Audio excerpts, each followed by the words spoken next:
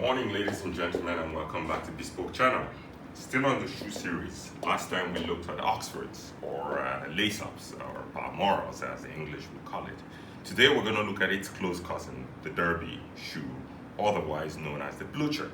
So the difference, again, we mentioned last week, is that the Oxford is a close-laced shoe. It's closed and it forms a V when you lace it up. The Blucher, on the other hand, is an open-lace shoe. It has two flaps that lie parallel and they have laces that go across them. Now, the main difference between the Oxford and the Blucher is that the Oxford, or the Balmoral shoe, is more formal. It's usually worn with suits, for more formal clothing. Bluchers are a bit less formal. They can be worn with suits, but more casual suits. There are those who are very strict adherents of tradition and would only wear a Blucher with a sport jacket like what I have on, or a very casual suit. So there are all these nuances, but for the average person, they can wear an Oxford or a Blucher with a suit, and no one would tell the difference except the most avid of observers. So with that short narrative, we're going to go into we're going to go look at the literature that talks about Bluchers, just again sort of illustrate what I've just said, but in pictures, and then we'll sort of walk over and look at some of the examples, some fine examples of Bluchers. So if you would join me over here. So again, this is one of the books. This is a book by Alan Flusser, Dressing the Man. So this would be an example of a Blucher.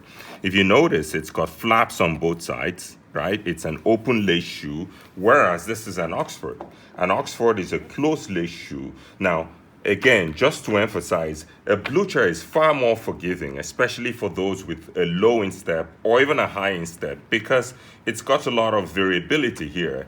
You could either lace it tightly if you have low insteps, or if you have a high instep, you could lace it loosely to allow for a higher instep.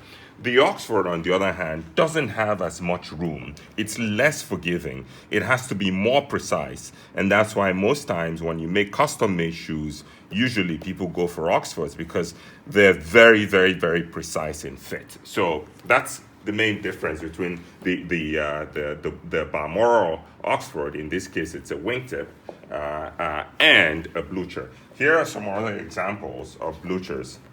This is again from Bernard Rotzol's Gentleman. This is a Blucher. As you can see, this is a Blucher. These are all traditional Bluchers you can observe by the open lacing. Now, this we're going to talk about, it's called a Norwegian split toe derby or Blucher, and it's denoted by the split toe and the apron with the open lacing. So this is again another variant of the Blucher, but the traditional Blucher is typically open laced and open lace with heavy broguing, either as a wingtip or as a cap toe. So that's about it. One last thing we'll also talk about when it comes to Bluchers is the monk shoe. It's a different category in the sense that it's not quite a Blucher, but it's an open lace shoe with a buckle. So it falls into the Blucher family. It is much less formal than a traditional Balmoral or Oxford, but again, it is worn quite elegantly with suits. I wear them myself, not with the most serious business suits, but things like more dressy, elegant suits or blazers. So with that, let's go on to some prime examples of Bluchers. Now, we'll start from here. This is a prime Blucher. So this is a cap-toe brogued Blucher. And this is as informal or country as it gets. As you can tell from the texture or from the material, this is called pebble grain. So you can see this is not something you would wear with a slick business suit, but it's something, for instance, that would go with a tweed jacket, right? Or an informal suit like a flannel or something like that. So again, if you look at this, if you come closer, you see, observe the open lacing. And usually a lot of Bluchers, they're very thick-soled, because again, they're mostly worn with informal country tweed, just to maintain some congruence. They tend to be a bit bulky in nature. So this is a cap-toe brogued Blucher. Now, Going next to it, we want to talk about the opposite. This is also a blucher, but a wingtip. This is a wingtip blucher, or sort of what you would call a long wing.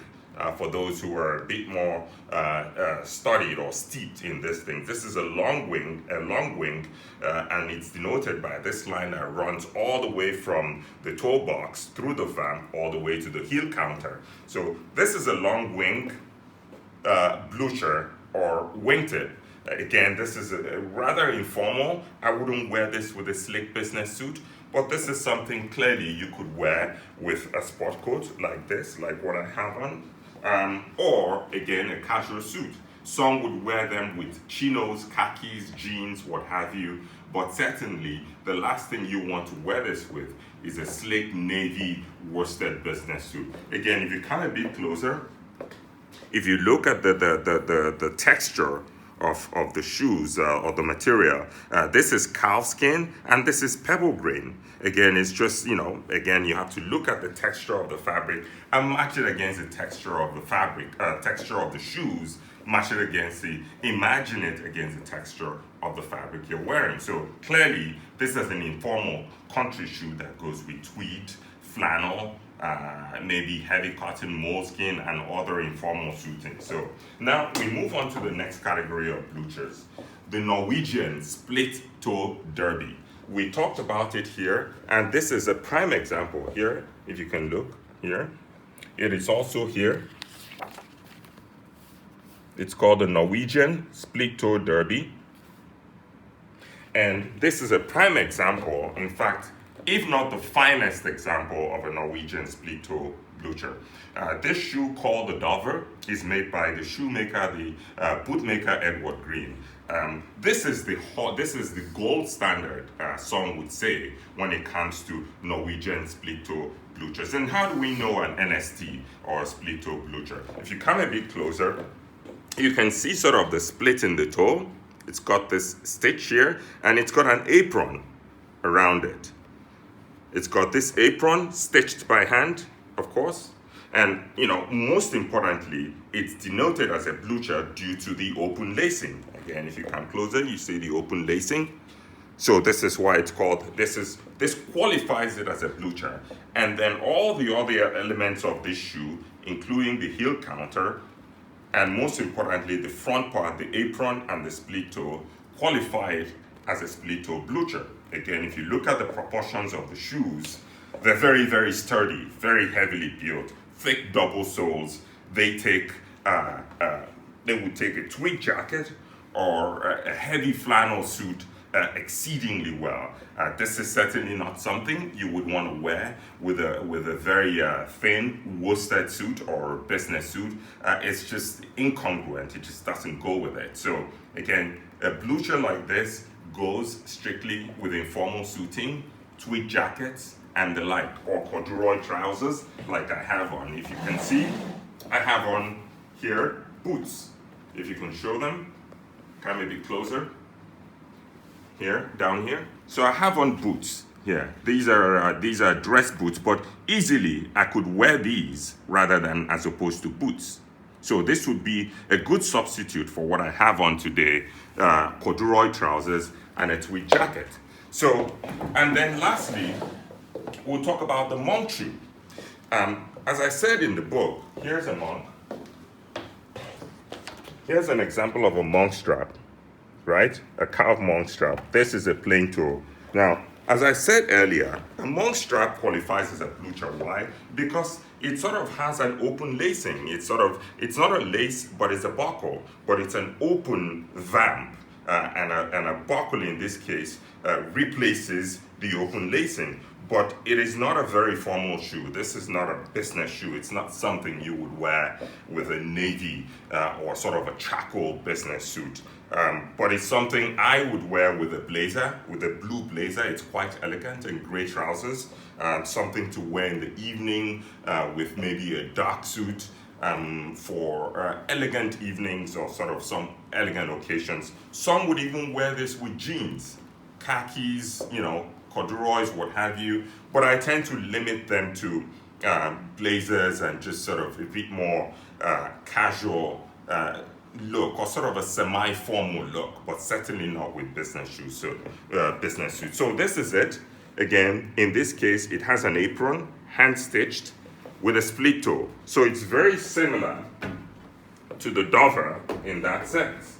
It's very, very similar to the Dover in that sense. If you can see, even the last, it's a bit chiseled, which shows sort of, it's a bit more sort of avant-garde, if you want to put it that way. A bit avant-garde, it's a bit sort of cutting edge, not something I would wear with a very traditional suit, but something very elegant and stylish you could wear, you know, with an open neck blazer or something very, very, you know, on an evening out. So that's the monk strap. It's a very nice, elegant shoe. This, again, is a copy by Edward Green, the Northampton shoemaker, the Ashby. So that's about it. So that covers pretty much everything we have, at least with Bluchers.